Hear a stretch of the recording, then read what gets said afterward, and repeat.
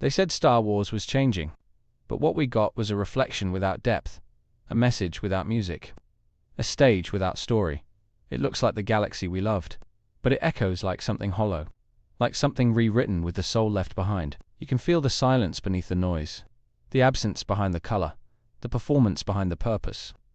There was a time when this universe breathed on its own. Now it feels like a machine repeating lines it doesn't understand, spinning stars without direction, casting shadows without light. The Force used to whisper through broken people, through failures who found purpose, through rebels who bled for something greater. It lived in the choices no one wanted to make, in the quiet moments between explosions, in the eyes of those who doubted themselves, but acted anyway. It wasn't about slogans or spectacle. It was about sacrifice, about facing the darkness with trembling hands, and rising anyway. But now the Force feels muted, like it's been tamed, trimmed down, and taught to smile on cue. We were promised something bold, something brave, something built from the ashes of what came before, something that could honor the past without being chained to it, something that could carry the future without collapsing beneath it. But what we received was a checklist with lightsabers, a narrative wrapped in armor too polished to feel real, too calculated to feel earned. It walks like Star Wars, talks like Star Wars, but there's no blood in it, no soul, just the shape of something familiar, stretched over something empty. There's beauty in representation. When it breathes, when it struggles, when it grows through conflict instead of sidestepping it, when characters become more than symbols, more than statements, when their identity informs their journey instead of replacing it, that's when stories come alive. That's when the Force flows again. But when identity becomes the product, and story becomes the price, even the brightest galaxy begins to dim, even the loudest message begins to fade, and even the greatest legacy can be forgotten. In this video, we're going to explore how the Acolyte sacrifices character for category, how it trades legacy for labels, and how its vision of progress ends up erasing what made Star Wars powerful in the first place. This is not a rejection of change, but a call for it to mean something, to matter beyond the surface, to echo with truth and not just trend. We'll break down where it falters, what it misunderstands, and how real representation, the kind that lingers, the kind that elevates, must always begin with story, not slogans. There was a time when Star Wars didn't need to shout what it stood for, when diversity was natural, when inclusion was character, when the galaxy was filled with voices that felt real, not rehearsed, not manufactured. We saw rebellion through Leia's strength, through Lando's charm, through Padmé's conviction, and it never felt like a lecture. It felt like a universe where anyone could belong, because the story made space for them, because the world felt lived in. But the Acolyte walks in differently. It doesn't whisper its message, it blares it like a siren. It doesn't build character, it builds categories. It doesn't earn weight, it demands it, hoping that representation alone is enough to carry emptiness. You can feel it in the writing, the way dialogue serves ideology before it serves emotion, the way scenes pause, not for character growth, but for reminders of what the show wants you to believe. It's not storytelling, it's signaling, and it leaves you wondering, when did narrative stop being the priority? When did Star Wars forget that the best messages are the ones you never have to explain, the ones that hit your soul before they hit your ears? It's not the presence of new faces that breaks immersion, it's the absence of real depth. You can cast a galaxy's worth of people, but if none of them feel human, then what are we even watching? There are no arcs, just assignments, no flaws, just checklists. The villains are vague, the heroes are hollow. Every character feels like a headline instead of a heartbeat, and somehow, in trying to include everyone, the show ends up including no one. When everything becomes a message, nothing becomes a moment. When identity is the plot, then plot becomes irrelevant. And Star Wars, which once lived in myth and meaning, becomes reduced to slogans, cold, performative, and hollow.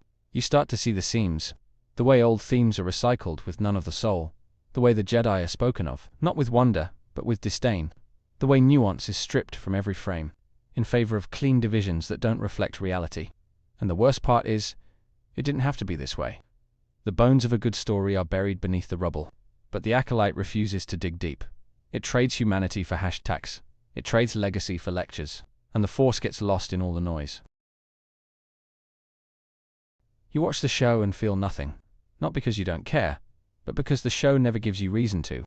There's no soul, no scars, no struggle that feels authentic, just a hollow echo of what Star Wars once meant.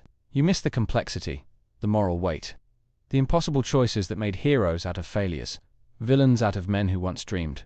You miss the pain, the cost, the quiet beauty in broken people trying to do good. Instead, you get cardboard, painted with buzzwords, characters who speak but never listen, who act but never grow, who feel like stand-ins for ideas, rather than windows into emotion. There's something heartbreaking about it. Watching a galaxy that once felt infinite now feels so small, so staged, so rehearsed, so afraid to let its characters fall, or bleed, or dare to be messy. Because that's where truth lives, not in perfection, not in preaching, but in people who fight their own shadows, who change, who break and rebuild. And the Acolyte forgets that completely. Star Wars once showed us what belief could do, not just in the Force, but in people. It believed in outcasts, in rogues, in orphans turned warriors, in the broken becoming whole. It believed in change. Even in its darkest hours, it held on to light. Not by erasing pain, but by walking through it. It gave us tragedy, and then redemption. It gave us hate, and then healing. It gave us Vader, and then Anakin. That's what made it powerful. Not the ships, not the sabers, but the souls within the armor. The weight behind each choice. The unspoken pain beneath every act of hope. The Acolyte has all the tools, but none of the truth.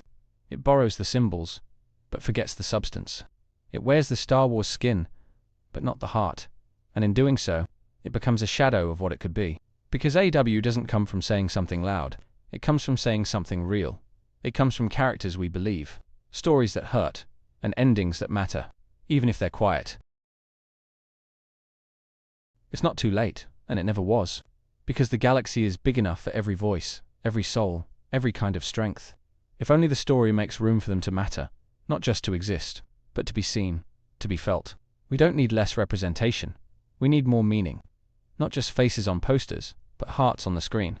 We need people who change, who bleed, who laugh when they shouldn't and cry when it's too late. We need truth beneath the surface. Diversity should not be armor. It should be fire. Not something to hide behind, but something to light the path. Not something to shout about, but something that radiates in silence. In struggle, in small moments where characters become human. There's something powerful about characters who carry their past like a scar, not a badge. Characters who rise not because they are chosen, but because they choose themselves. That's the story Star Wars used to tell, and still can, if it listens.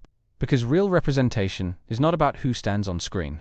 It's about why they stand, and what they stand for. It's not about being perfect, but about being real. And when stories remember that, the Force returns not as a gimmick, but as a guide. The Acolyte stands as a warning. Not against progress, but against pretense. Not against new voices, but against empty ones. It wears the costume of Star Wars, but forgets the soul. It builds a galaxy without gravity, a myth without mystery, and in doing so, it rewrites what never needed fixing. It silences the very legacy it claims to honor.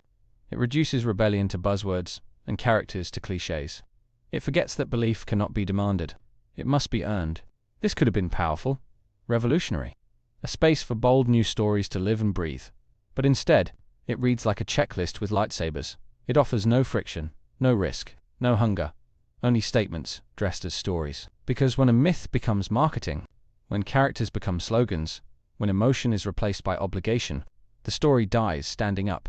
It doesn't burn, it fades. And that is the greatest tragedy of all.